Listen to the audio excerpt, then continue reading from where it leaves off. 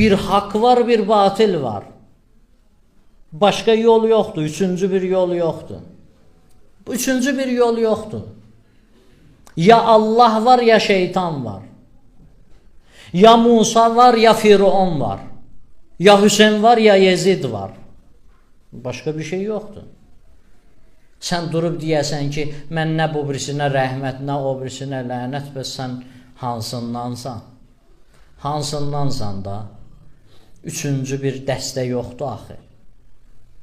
Hüseyin sizin həyatınızda o işıqdır. O hidayət işığıdır. O İmam Hüseynin yolu ilə hərəkət eləməlisiniz.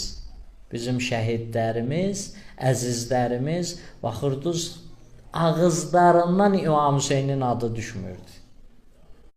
Ləbbeykə ya Hüseyin cümləsi ağızlarından düşmürdü. Döyüş meydanına girirdilər, onun adı ilə girirdilər. Danışırdılar, o cür danışırdılar. Neçəsinin həyatından danışırlar, susuz meydana çıxırdı. Neçəsi o cür İmam Hüseynin adı dilində ola-ola, Allahu Əkbər deyə-deyə güllələrin qabağında dayanır, deyir ki, heç narahat deyildi. Qovğadır orada. Bilirsiniz necə ləzzət var orada, bilirsiniz necə mərəkə var orada. Birinci deyir, müharibə başlayanda, o səslər gələndə birinci qorxursan, biraz qorxu hiss eləyirsən. O ki görürsən deyir, o dillərdən o səsi eşidirsən, danışırlar, o məlunlar lənətə gəlmişlər. Deyir, onlar Allahu Əkbər səsi deyəndə biz elə bilirdik ki, üstümüzə valına gəlir, ləpə gəlir üstümüzə.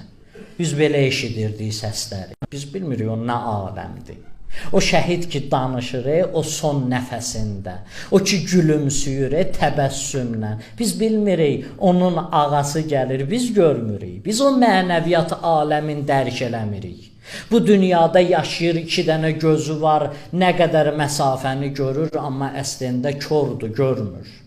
O mənəviyyat aləmin o şəxsləri görür.